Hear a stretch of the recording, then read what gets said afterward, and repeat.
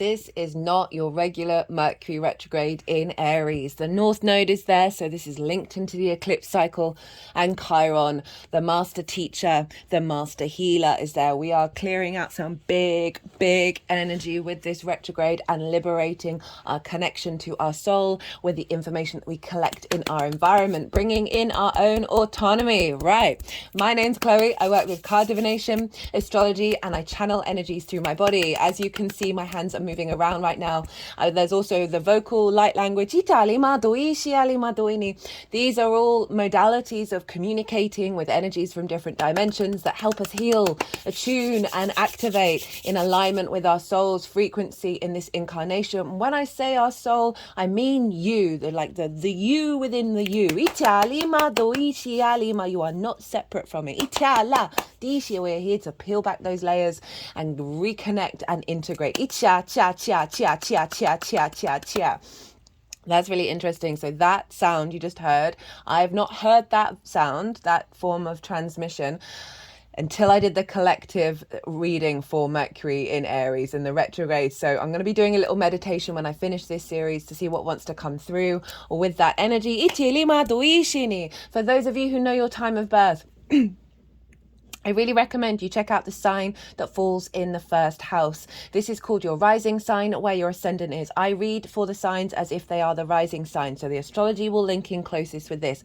However, this does not invalidate you looking at any other part of your chart, perhaps where your Mercury is, because Mercury is getting activated, so the themes of wherever Mercury is, of the house, are going to be playing a part in the retrograde. So go look to wherever that sign falls in your natal chart, look to the house that it's in and the themes of that house. You want to apply those themes as well as all the meaning you've got going on in that sign to the messages that come through, because it will be as if that sign has now moved to the first house. So the astrology will still link in. You just got to add on a little bit of natal chart meaning on top of it. Right. I'm going to be reading for Gemini and Taurus in this video.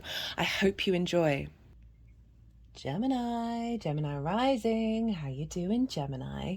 So for those of you who don't have Gemini in the first house, look to the house that it does fall in your natal chart, look to the themes of that house, and you want to apply those themes as well as all the meaning you've got going on in the sign of Gemini to the messages that come through. It will be as if that Gemini energy from your natal chart has now moved to the first house. So the astrology is still going to link in. You just got to add on a little bit of natal chart maths meaning on top of it. Okay, right, all right. And so, yeah, so take what resonates, leave what doesn't. Right, Gemini, of all the signs, you and Virgo, one of your rulers is Mercury, because Mercury rules your sign, and this is a Mercury transit, and so that influence is going to be quite powerful. For those of you who are new, who didn't catch the introduction, I channel energies through my body from multi-dimensional spaces. You just heard some vocal light language there. My hands are going to be moving around. This is a physical form of light language, and all of this is working together with those energies to bring attunement, healing, and activation in alignment with your soul's frequency. So whether you're consciously aware of what's going on, sometimes I'm definitely not. I'm still integrating the vocal light language. It's a journey that I'm on. I'm helping rebuild the 3D vessel for translations. But it's all in alignment with source and your higher self. So I'm going to be pulling cards for 5 different piles. We've got the overall theme of the retrograde. We have the lesson, the blessings, and the tools to work with it, and how this is all manifesting moving forwards. I'm going to be talking about the astrology in regards to Gemini rising, and as I said, it will relate to your Gemini energy. You've just got to put a little bit of meaning from your own chart on top of it. I'm not going to be breaking down what a retrograde is in very much detail, or what Mercury in Aries really represents. That's all in the collective reading, so that's all there in order for to save me basically from repeating it in every reading. I've been trying to keep these short, but some of them have been going up to an hour, so my plan to have short readings kind of failed, but the collective reading, so I break that down in more detail. I also did a collective tarot reading and read these oracle cards that are here on deck, which I always pull before doing a transit, and the messages that came through with that were pretty powerful. So that is the baseline for this tarot reading. So you want to go and check that out, if especially because you're with the Gemini placements as well, because this is going to be influencing, this transit's going to be influencing your sign. So the impact of that is going to be a little bigger than it would be for other signs. So that might be a good idea to go check that one out. Right. Okay. So Mercury retrograde in the sign of Aries. Now, wherever Gemini falls in your chart, Gemini and Aries, they sextile one another. And that is an aspect of Venus. It's this benefic planet. It's a soft, easy, free-flowing energy. It's very supportive, and it wants to bring connection, a sense of value and appreciation, a sense of harmony and grace, passion, desire, diplomacy, as well as creativity, right? It's really brainstorming energy. Because Gemini and Aries, you are both yang energy. You're both day signs, the masculine energy, the action orientated out in the daytime. What do we do out in the daytime? And so you've got your baseline in common, but your different elements and your different modalities. No, that's far too much. I actually cut the deck and got that. That I just saw the 9 of Cups there and I didn't take it, and then they were kind of like, you should have taken it. Maybe it'll come out again. So this sextile is bringing harmony between these two signs, and that's why it's brainstorming, because it's different elements, different modalities. Gemini, you are mutable in nature, which means you're very adaptable. You're able to change very easily. And Aries is cardinal energy, and this instigates cycles. It's leadership energy. It's very much the instigator. So you're playing with these energies with this transit, and as I said, it's a supportive aspect. So even though it's a retrograde and there may be difficulties, particularly because this is linked into the North Node, the eclipse cycle, and also Chiron, it is potentially bringing up some wounds, but it's really supportive to the Gemini area of your chart. Like, I don't think you're going to feel it in the same way that others may do in terms of the heaviness. And if you do, I feel like you're going to be able to adapt and brainstorm and get creative and find connections and harmony with it all very easily. Right, so sextile energy, Gemini rising. Where is this happening for you? This is happening in your 11th house, the house of good spirits. This is your hopes and dreams, friends, groups and alliances, and reaping the benefits from your 10th house, which is your life purpose, career house. And this is sextiling your ascendant, and your ascendant is how you embody your sun or your moon through your actions and your deeds. It all depends if you've got a day or a night chart, which luminary is the one providing the wisdom of where you're headed and what you're doing to your navigator, which is your ascendant. It's the lens in which you navigate through the cosmic ocean of existence. It is your body, your appearance, your character, and it's often how other people see you, because they see that embodiment, they see those actions rather than what might be going on behind the scenes. So you've got this connection of creativity, a sense of appreciation and value, and finding harmony between groups and yourself and your embodiment of self, between your hopes and your dreams and then the actions that you take, between how other people see you and what you're reaping from your 10th house.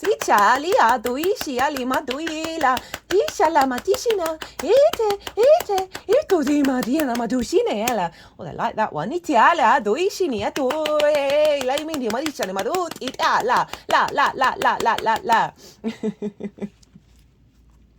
I'm just thinking of a Gemini rising that I know who's having a workshop. They're an intuitive masseuse. They have also trained, and they're doing a workshop about that. So that's just really tickled me in the retrograde phase. So Mercury retrograde. This is when Mercury goes back and forth over the same degrees 3 times. We are currently in the shadow phase, and we won't leave this cycle until the 13th of May, when Mercury goes beyond the degree it retrograded at. And so it's a long process, this thing, and there's an element of patience, there's an element of pause. I find retrogrades are very yin in nature. They help us understand that patience is a very important tool with the universe. It also helps us cultivate and bring nuance and depth and bring a real sense of refinement to wherever the retrograde is, because we're going back and forth, right? We are seeing new pathways as we go over old territory.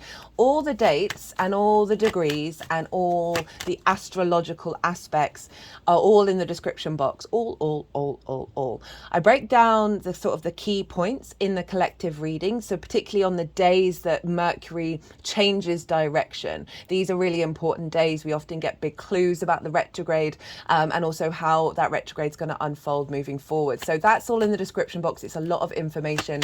I'll touch on the astrology very briefly in this reading, but it's all in that collective reading. Also in the description are all the decks that I use, as well as the 5 pile themes. So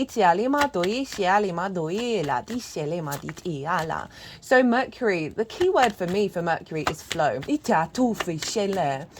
Because Mercury was able to travel to the land of the gods, the land of the mortals, and the land of the dead, and no one else was really allowed to do that. And this is a sense of moving information around, and the flow. Mercury is the fastest planet, right? So there's a need for speed, there's a need for flow. And the whole point of this is, right, everything in the universe is information, and it's the transference of that information, and Mercury is that transference. So it's all about finding flow and finding a activated understanding of the information that we collect and then what we do with it. Aries is the first fire sign. As I said, it's instigating energy. It is our connection to source, right? The spark of spirit. The first is our personal connection to fire, and in the esoteric tradition, fire is very much linked into spirit, into source. It is very independent, very autonomous. It wants to experience life through its own agenda, ruled by Mars. There's an element of the combativeness. There's the element of, kind of stepping up and puffing yourself up and being very, I am who I am. And I can see that potentially being I can see that having ruffled feathers in the House of Friends groups and alliances, right? So this North Node transit with the South Node in Libra is about the refinement of our individuality and strengthening that it doesn't diminish our social connections. So speaking of the North Node, I have done a nodal series. It's in its own playlist. It's really easy to find, with North Node in Aries, South Node in Libra. And so in the introductions to that, I talk about the North Node in Aries, South Node in Libra, how they work together, and the overall themes of the collective process with that. And then in the each 12 signs, I would have talked about the North Node in Aries in way more detail for the Gemini reading. So if you want a deeper understanding of what's showing up here, I would recommend you go and check that out, because I'm not gonna go on too much, because I'm trying to keep these super short. Well, short for me anyway. That the North Node in Aries is where we're headed, what we're striving for, right? It can exaggerate energy. It's linked into the eclipse cycles, and so this is this pinpoint where you are activating and going out, it's more yang energy, the North Node. Again, thinking of my Gemini rising person that came into my head, like creating things with groups, interacting with groups, exploring more group dynamics than you may have done before. But with Chiron being there, Chiron's the master healer, the master teacher, and Chiron received both abandonment wounds as well as physical wounds. And wherever Chiron is very much linked in sort of past life wounds that we're then here to find the medicine. I mean, I feel like our whole chart is both that and the blessing of it all.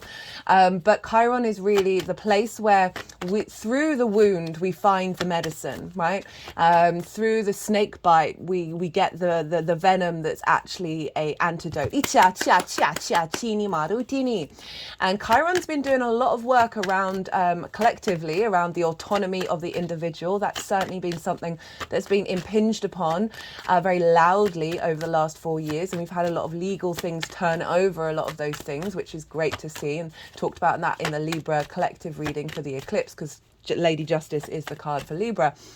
But overall, Chiron is like activating deep wounds around the individual in order for them to come up. And what I really feel with this transit is Mercury, with that fire, with that fast instigating fire, is instigating transforming limitations and then activating new pathways that are allowing the communication with our soul to be more apparent, more instinctive, right? Fire is very instinctive in its intuition.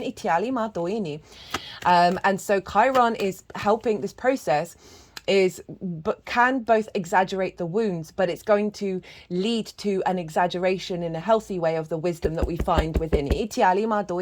So these could be wounds around being able to think and plan about your hopes and your dreams. They're just shaking my head at the moment.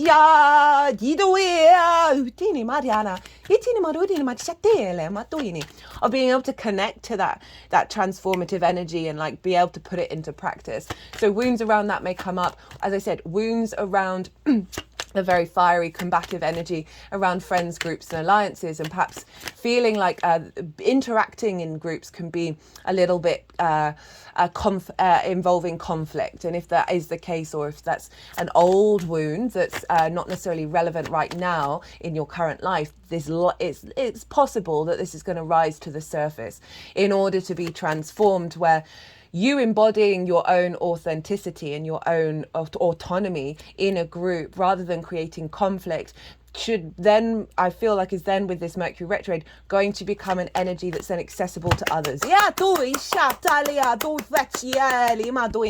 rather than sort of riling against it, they're able to integrate it within themselves. Reaping the benefits from your 10th house. So this could bring up wounds around how you perceive the value that you have in terms of reaping the rewards, right? So again, creating new pathways that are always there that just have been clogged up.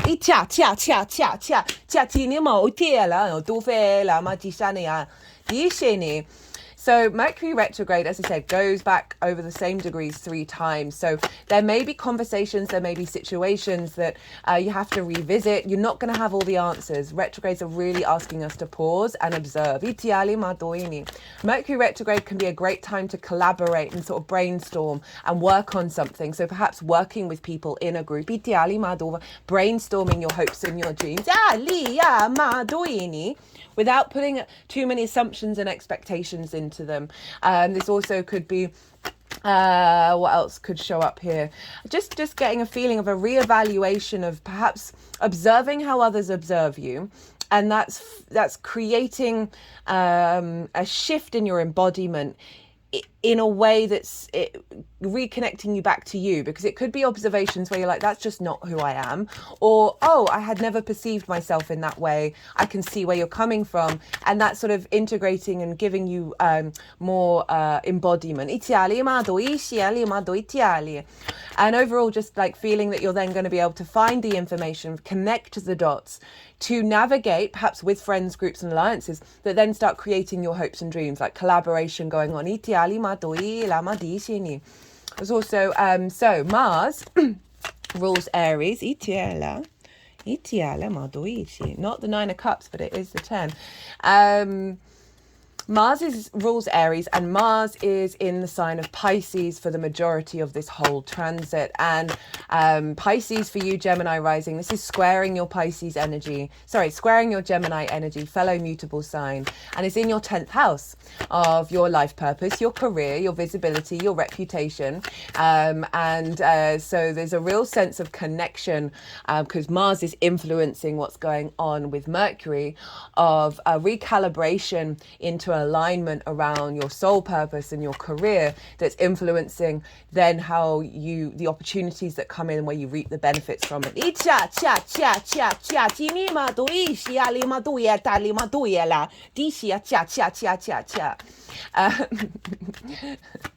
I mentioned it in the introduction, but if you didn't catch it, that's that transmission that's coming through, the cha-cha-cha. Never heard it before until I did the collective reading, and that's not happened in any of the transits that I've done that I'm aware of really loudly since I had the vocal light language activation. So it's just quite funny because I'm doing this is the first Is it the first Mercury reading that I did? No, I think I did a second one, initial one. But the fact that it's Mercury and it's communication. Reevaluating, finding new ways to express your career, your life purpose. Two groups. Yeah,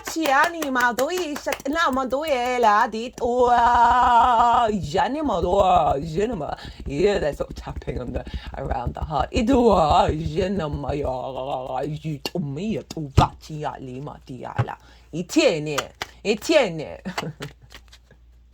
Because Mars is influencing it, right? So Mars is making sure that this Mercury retrograde is getting an alignment with activating a more expansive, deeper connection to your spirituality, right? Pisces is very spiritual. So your spiritual soul path. Pisces is magical, fluky. It's more the sort of the sort of the curveball, just non-linear things manifesting that, and the metaphor and the haiku, that kind of like riddle energy, or a perspective that you would never have thought of that makes complete sense and actually takes you to a really deep place. It is very, very fluky energy. It's very empathetic. It is the duality of it all. It is the two fishes that are pulling away from each other, the light and the dark, and honoring both of those sides.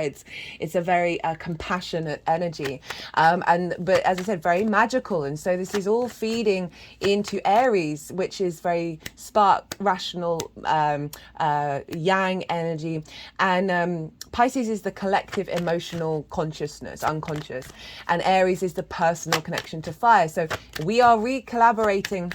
We are reconfiguring our Aries energy, which is very personal, but it's under the guise, under the influence even of Mars in Pisces, which is the collective energy. So there's a real sense of emotional wounds, of the archetypal wounds of our species, being healed with Chiron through the process of the individual, and then therefore creating space to tap into the wisdom of that. So Mars, the motivation and drive and action, you have that in the 10th house. You may have you may be finding that you've just got more drive to activate and involve yourself in your life purpose and your career, finding motivation and drive from unexpected places, because it's that kind of curveball energy, and the fluky energy of Pisces, very synchronistic. So our actions are very in alignment with our intuitive, synchronistic, magic source energy. So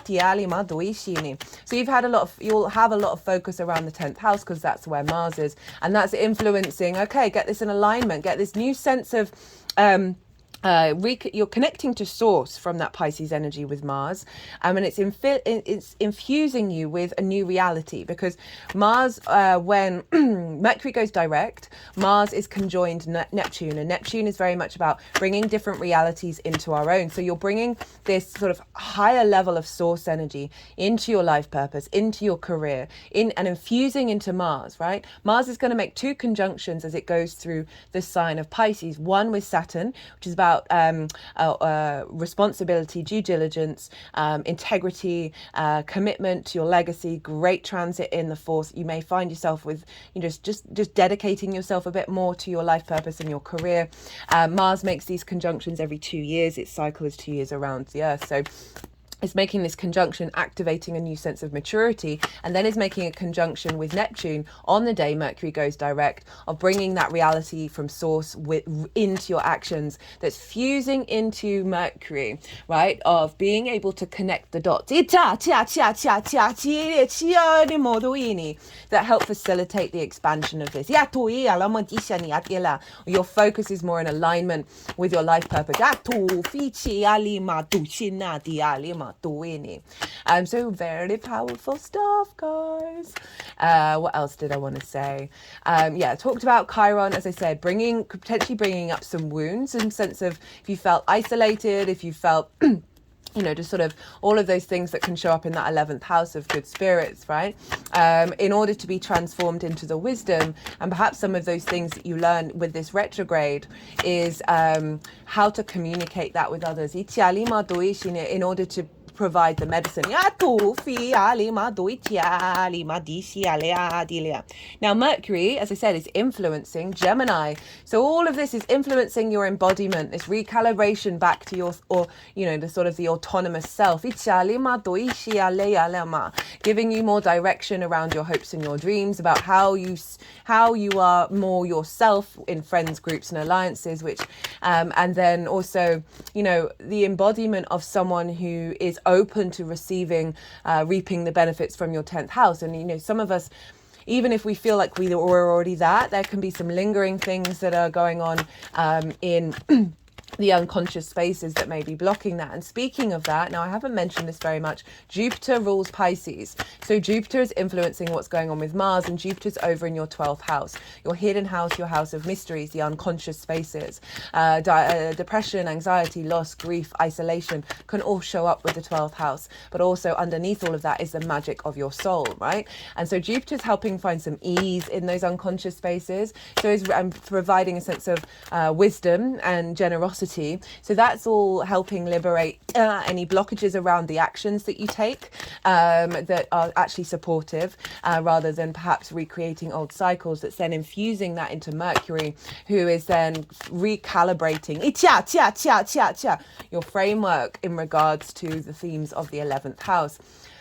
Mercury also rules Virgo, so that Virgo area of your chart is getting upgraded, and that is in your roots and your foundations, your ancestors, both blood and soul lineage, parental figures, roof over your head, and the things that you do in private. It is your foundations, right? Where do you come from? Who are you? What's at the root of you? So Mercury's doing a revamp over in the 11th house, helping bring that sense of hope and dreams into your foundational space, right? Any distortions that have shaken your foundations around how you're received by friends, groups and alliances, I really feel like this is going to be transformed, as well as any ancestral blockage that there may have been around not always getting, say you put in a past life, you did all the work, you were amazing, but you never got recognition. That's a wound, right? That's a really honest wound. The Mercury with its recalibration is helping soothe that, and giving you a stronger sense of foundational space, which is then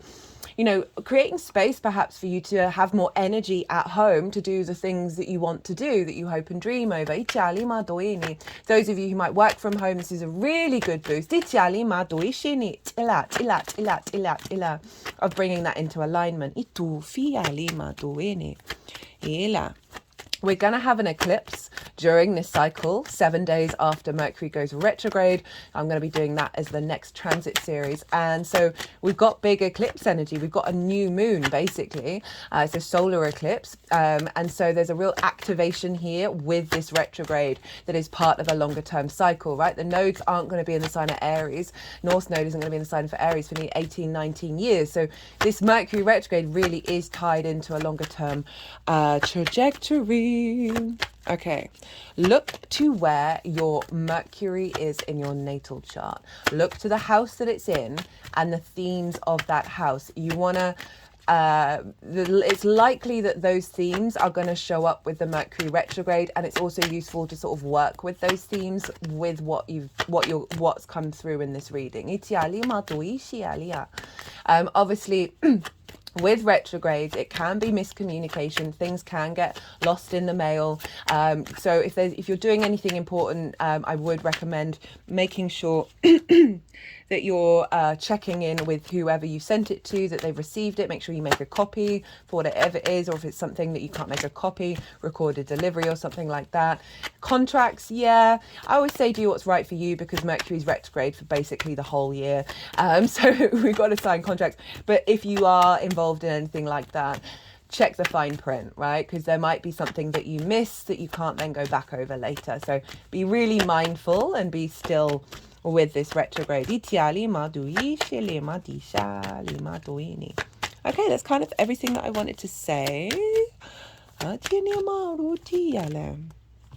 we go.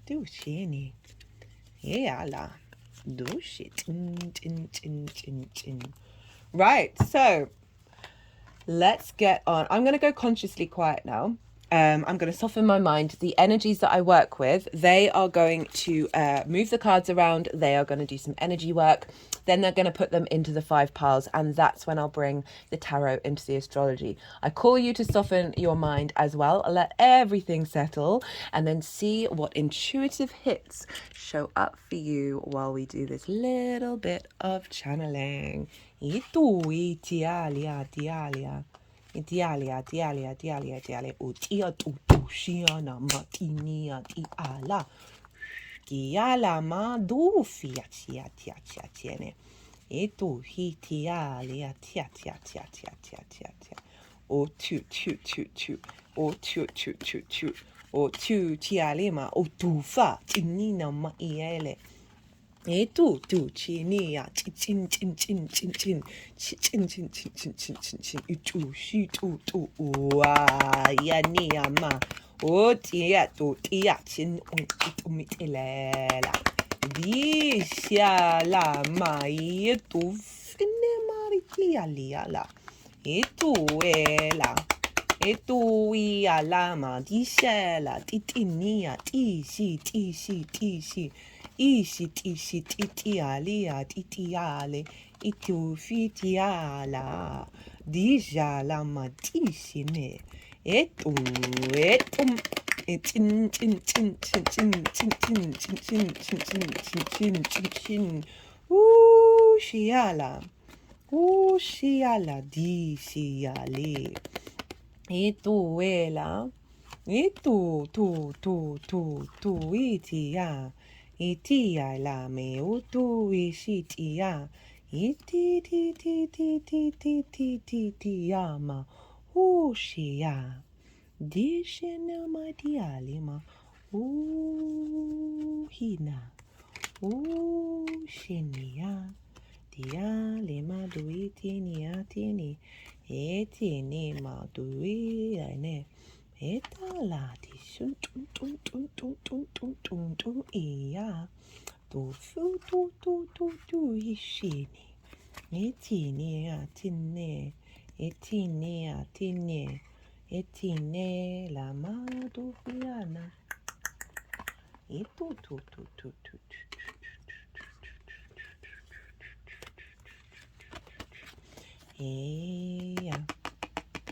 Eyala.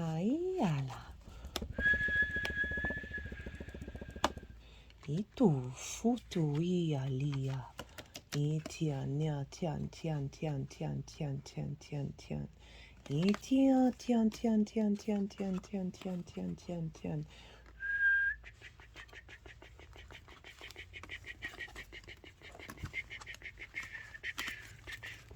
Itina mudu isiala. Io tu iali. Itu tiala. Itu tu tiali madu shia. Oiela. Tu ishene. Itene etali matuene. Itene. Iala. Okay, what have we got here? A Gemini. Itili yala. Itini. So funny. Cancer, I read just the last reading I just did had the Tower in reverse as well. That's Mars's card. I love the Tower, don't worry about that. Right, so the overall theme of this transit: 4 of Cups, 5 of Cups in reverse, 8 of Wands, 8 of Pentacles, Knight of Cups. So this is the transition away from so this is comparison is the thief of joy, right? And that's so easy when it comes to friends, groups and alliances of seeing others' lives and seeing how they're going and just feeling like that's nothing to do with you. That's not part, like you, it's inaccessible, right? This is the 3 of Cups where they're in communion, they're in flow, they're with like-minded people. So again, that could be a separation from groups of just not quite feeling like you're sitting by yourself, right? And there's a real sense of, there's melancholy here, there's a stagnation with this energy of, because of that, right? Potentially also not reaping the benefits from your 10th house, and you're just kind of like, well, how come everybody else is getting that flow and I'm not? As well as perhaps your hopes and dreams not manifesting. This kind of covers a lot of the reverse of the house of good spirits. And we got the 5 of cups. And it's wanting to sort of move all around this 5, this 4 of cups. And what this feels like is a rotation of this energy. There's this grief, right? And this figure is also looking at the 3 of cups. I think you got the 3 of cups. Did I imagine that? Yep, there we go. Spoiler alert. That there's just this element, because of this energy, that it permeates this element of grief and the sense of loss, that is blocking your energy, because this is the overall theme of what you're navigating through. It's got the 8 of Wands. This is alignment. This is very fast alignment. The situations are going to be happening. This can be internal as well as external. These are all headed to one direction. It's a sense of your gathering of your energy, and they're all going to one point in order to be recalibrated away from this stagnant energy. We've got this with the 8. So we've got 2 8s showing up here. It's always a very powerful symbol of reinforcing that. And we're in an 8 year. And this is the whistle while you work card. So there's a real sense of the overall theme of this is you're refining this new version, right, of how you look at your spirits. And there's a sense, as I said, whistle while you work. It's a heading towards mastery of it, of finding the energy and the joy to explore and refine the self, right? Think of that sextile to your ascendant, of how you embody yourself, that there's going to be potentially a lot of opportunities showing up that are helping you get back to yourself. As well as okay, so what I'm also getting through is with the realignment around the stagnant energy, then perhaps more opportunities are coming in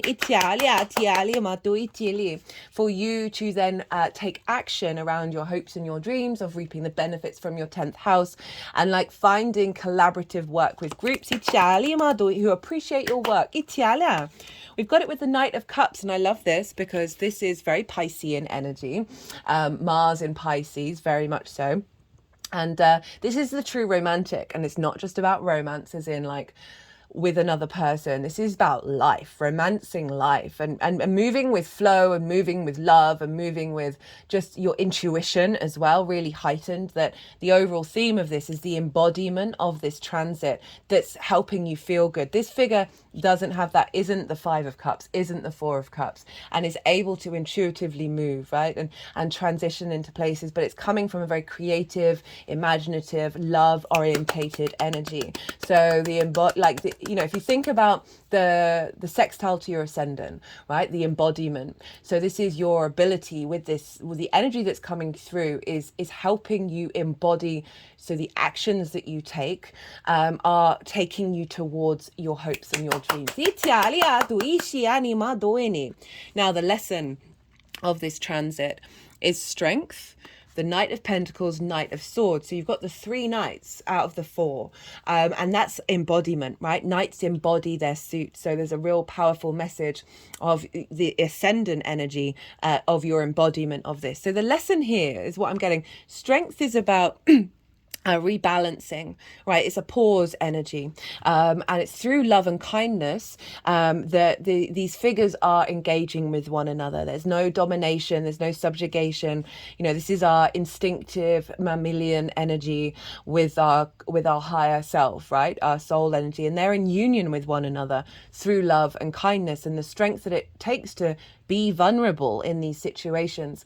And there's another word for this in the Aleister Crowley deck, and it's called lust, as in lust for life. And we can't really connect to our lust for life in a healthy way unless we're in balance and we're not trying to dominate. And through that love and kindness. So the lesson here is really helping you recalibrate into your inner strength when it comes to how you embody your hopes and your dreams, rather than that 5 of Cups, the 4 of Cups, where there's like this heaviness of things potentially not manifesting.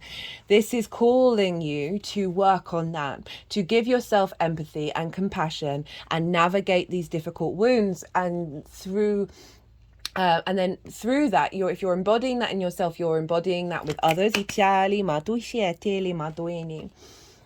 have Leo. This is the Leo card, and Leo for you is over in your third house of your communication. So this could be something about the sort of combative energy of Aries, of recalibrating how you express yourself in friends, groups and alliances, and then how they're received, right? And they're received through the sense of unity rather than a sense of separation. It's come with the Knight of Pentacles, Knight of Swords, and this is saying that it's calling you to really tap into this balance, to this heart-orientated space of collaboration and curiosity, that is then embodied in the way that you move through the world, right? The Pentacles, this is about the earthly plane, right? So, I've just got something else come through. The lesson of your communication, Leo, being more accessible to friends, groups and alliances, or more visible or clear, that is then leading to sort of opportunities around work. But the lesson is to cultivate that, the way that you communicate. So the Knight of Pentacles is the slowest and biggest horse, and the Knight of Swords is the fastest horse. They are kind of contradictory in nature. The Knight of Pentacles, you're going to get where you need to get to, and I think that's really helpful in terms of the patience of the lesson of not of diminishing that sort of impulsive action. And there's a sense of sort of, I'm getting a real grounded certainty coming through with the lesson of how things unfold, right? And so ironically, it's right next to the Knight of Swords that is the fastest knight, that, you know, that horse is like, oh my God, I'm so out of breath. But there's the combination is to bring these into balance. Yes, you're going to have very quick ideas. Yes, you're going to have lots of inspiration, but you want to ground that in. And that's how, like, the balance, okay? The balance between the two is going to be really helpful for that Knight of Cups, right? Of having the clarity and the sharpness to be able to instigate, but also the practicality and the groundedness of the Knight of Pentacles that's giving strength and I won't say acuity. I don't think that's the right word. I just mean like a sharp mind for the Knight of Cups to, you know, still be in that flow, but be incorporating that energy as well. The blessing of this transit is the Three of Cups. So this is the blessing that's coming in, that thing that 4 and 5 are just like, oh, that's not mine. And the Sun, so the vitality, the vision, the joy. So this is being in flow. So this is the blessing as you go through this. This will be what's unfolding with this retrograde. This is the being in flow, being with like-minded people, being celebrating others. There's a sense of abundance, and there's a sense of ease and grace and unity. So again, this is the good spirits that we're looking for. This is the being more just in flow with others, in friends, groups and alliances, and celebrating all of that, and feeling there may be abundant opportunities that come out of that, as well as there being more flow and more celebration of the work that you do, and you being more intuitively in alignment with being able to activate your hopes and your dreams. And there might be some collaboration that you do in order to activate that. Or it's just your flow with source that's then building on that. We have the Sun. So they were just sort of moving that over the throat chakra. And so if we're thinking about that communication of moving away from sort of potential resentment, potential depression, potential heaviness of just like, I'm not getting what I want and everybody else is, and boo, or just feeling or bringing right that Aries energy in the groups can be like you, like very much being in your own energy, but then that's sort of dumping it on other people, because Aries can be very, you know, it's the I am of it all. That there's something about this, about still authentically being yourself, but not shutting out other energies, because that's what this is going on. And with the sun, the vitality, the vision, the clarity, the animation, the freedom, the liberation. This child is really just happy hanging out and doing what they need to do. Got some sunflowers. They always know where to get the light. But there's now this more visibility of the flow in this area, right? The illumination of your good spirits, the energy that's being poured into that. And in terms of reaping the benefits from your 10th house, having more visibility and the light being shone on you, that's giving a sense of abundance. The tools for this transit to work with, to help work with this energy, we've got the Six of Pentacles and the Two of Wands. Now the Six of Pentacles, this is about focusing on moving away from a scarcity complex, right? So this follows the Five of Pentacles, where everyone feels left out in the cold, not feeling supported. This is where things come into balance, where you're receiving support in order to then go and be independent. So there's something about perhaps focusing on this energy, right? Meditating on this energy, that things are coming into balance, that you are always supported on the multi-dimensional sphere. And it could be that friends, groups and alliances, there are things that you're going to have offerings that is going to help with you navigating any old wounds. You may see old wounds show up of all of that Five of Cups, Four of Cups, but then there may be other things that happen during this transit that are reflecting the new cycle. And this is saying focus on the new cycle, not the old one.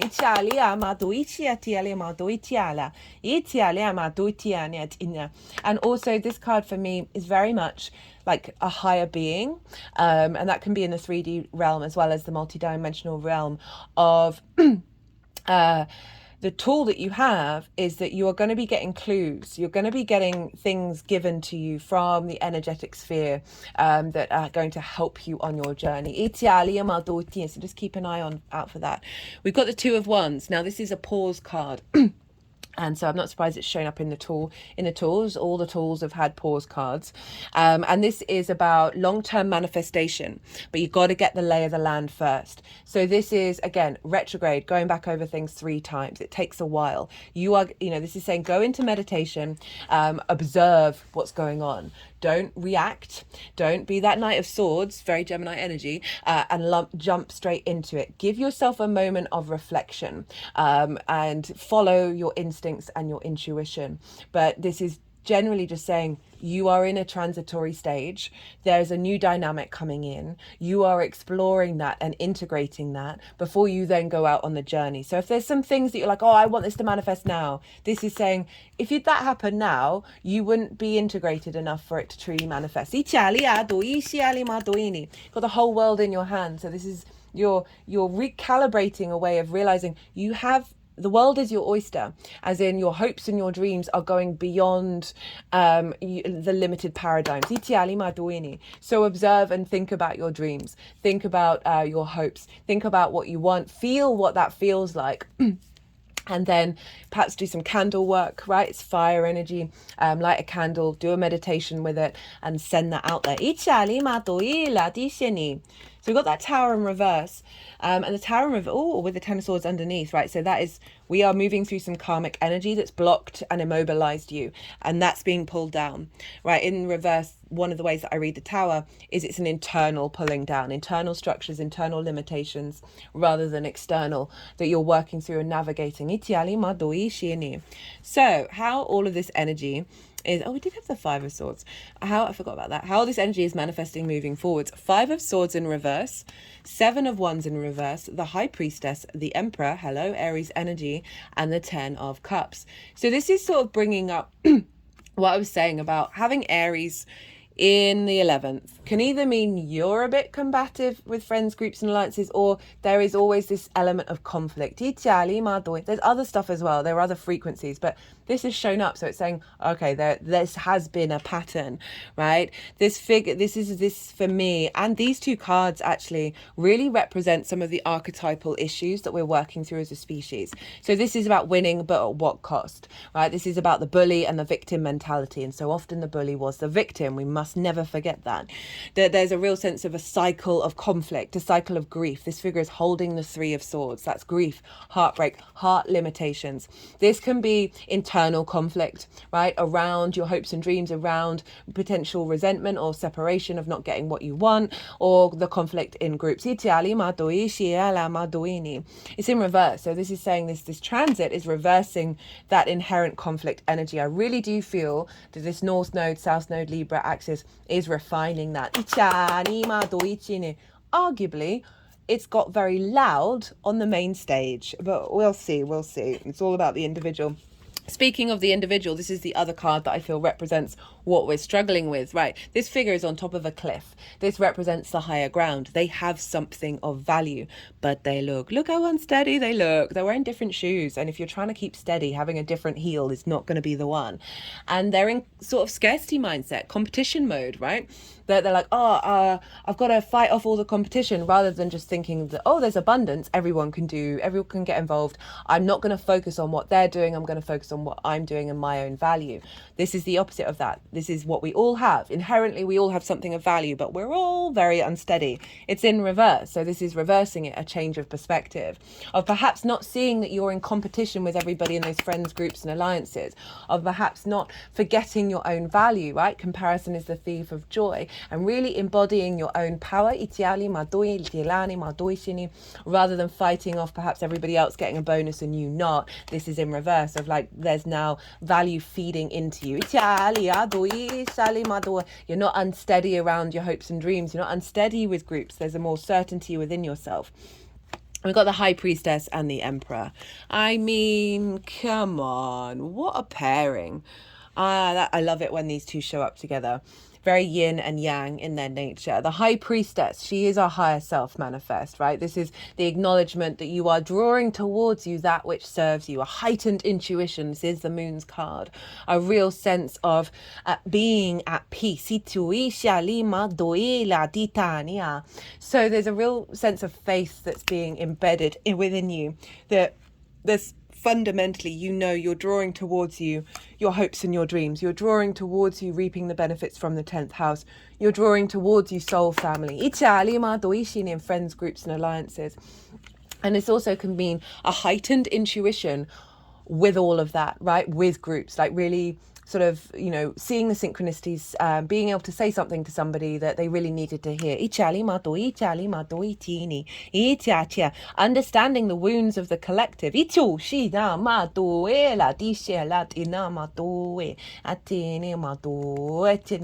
Heightened psychic connect, right? Say you've got a hope or a dream around accessing your psychic abilities. We're all psychics, we're all shamans, we're all healers, we're all of the things. We just do it in very, very different ways. This is saying that if that is part of the process, that's getting activated. But overall, just this sense of not the sort of heightened unintegrated side of the Knight of Swords with got to do this, need to know now, need to do that, need to act now, need to do now, need to control. This is not about control. This is about knowing and faith. That's then going to help really release all that sort of stuck energy, because there's faith within you. We've got the Emperor card. So this is, you are in your own sovereignty. This is Aries, right? This is the high vibrational level of Aries, of the wisdom that comes from your own experiences, and how that the autonomy of your decision making, right? We are multidimensional, multifaceted beings that are the universe manifest. One of the key things of us being here is to understand our own headspace, understand our own intuition, what's right for us, rather than listening to everybody else and not working it out for ourselves. The Emperor is the embodiment of that, of knowing truly their instincts and their intuition, knowing that the autonomous decisions that they make are not only serving them, but they're serving the collective, right? Because he's an emperor, he rules an empire, right? And there's a real wisdom and protection around this, and generally you being in your own sovereignty and your own divinity, when it comes to knowing what steps to take in regards to your hopes and dreams, being seen very much as a powerhouse when it comes to reaping the benefits from your 10th house, friends, groups and alliances, seeing you with more of this confidence rather than this sort of you know, that Five of Swords, right, which is, you know, the Aries, it's not Aries, but it's that sort of conflict energy that's leading to grief rather than wisdom. Very powerful. Ten of Cups. So this is the Nine of Cups, which felt like it wanted to come out, but I put it back. That is the internal embodiment of gratitude and abundance. This is the external expression of that. Sometimes I find, like, if I just mention the cards, that they're a part of the reading and they don't need to come out again. That this Ten of Cups is the, like, this is hopes and dreams manifest, right? This is the internal flow outwardly expressed in your environment and being in union, and you being emotionally satisfied with perhaps where your career is headed, with your hopes and dreams. Like, you're feeling that that's more, some of them may come true over, you know, this is going to unfold. This is part of a bigger unfolding, but overall, this is just a sense of energetic completement within yourself that you're then seeing manifest in other areas of your life, and that is bringing in more flow, more collaboration, more intuitive emotional satisfaction. Right, I'm going to pull an oracle card from the Four Agreements oracle deck. This is all in the description box. This is one of my favorite books that I would recommend to anybody. It's very short, it's very cheap, and incredibly profound. And this deck was given to me by a Mercury retrograde being that's in the sign of Scorpio, so in a fellow Mars sign. So I think I was very cool to use it, and then I remembered, and so yeah, it's just funny. Don't make assumptions, assume nothing. In any kind of relationship, we can make the assumption that others know what we think and we don't have to say what we want. We assume they are going to do what we want because they know us so well. If they don't do what we want, we feel hurt and think, how could you do that? You should know. So there's something here about a wound that is coming up around friends and groups, right? Of that they perhaps can't intuitively read you in the way that you would like them to, and that's led to levels of a bit of just a bit of that hurt that it's saying, of like that we've had a lot of throat chakra stuff happen with the last couple of transits, and obviously Mercury is very much linked into communication. That this Aries energy is helping us step into more of our authentic voice, of us being okay to express our needs. What I'm also getting is with spirit, with source, is in the meditations of expressing your hopes and what it is that you want, expressing your dreams, and not keeping them to yourself in the same way. Don't take anything personally. Your truth is personal to you. Your own opinions and point of view reflect your own agreements and are personal to you. It is no one's truth but yours. That's kind of, you know, it's really linking into sort of the group energy of perhaps there being discord in that area, that you've really got to get back into your integrity of your truth. And this transit, I feel, is collectively helping us be more in our own power and not be as sensitive to what the collective is saying, or what your friends, groups and alliances are saying, or the opinion that someone's going to give somebody else the bonus and not you. This is all very much about making peace rather than conflict.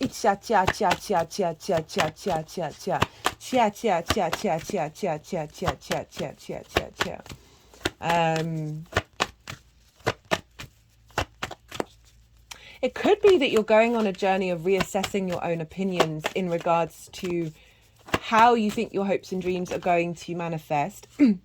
That is bringing in new agreements. We've got parenting. That's really interesting.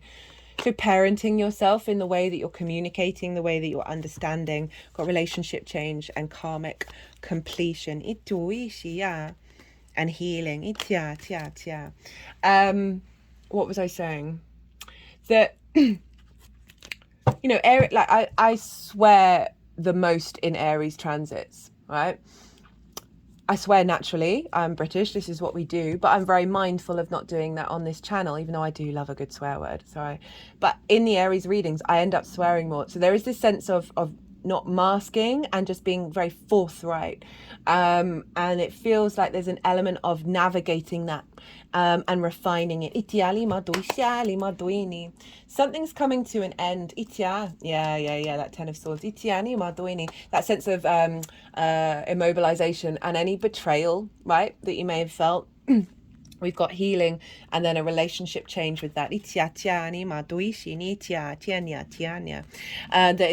to be a shift with what's going on, and you're going through some healing. And I did feel that with this healing, you are then helping the collective, right? Because this is quite a collective house. Right. Oh my goodness. An hour.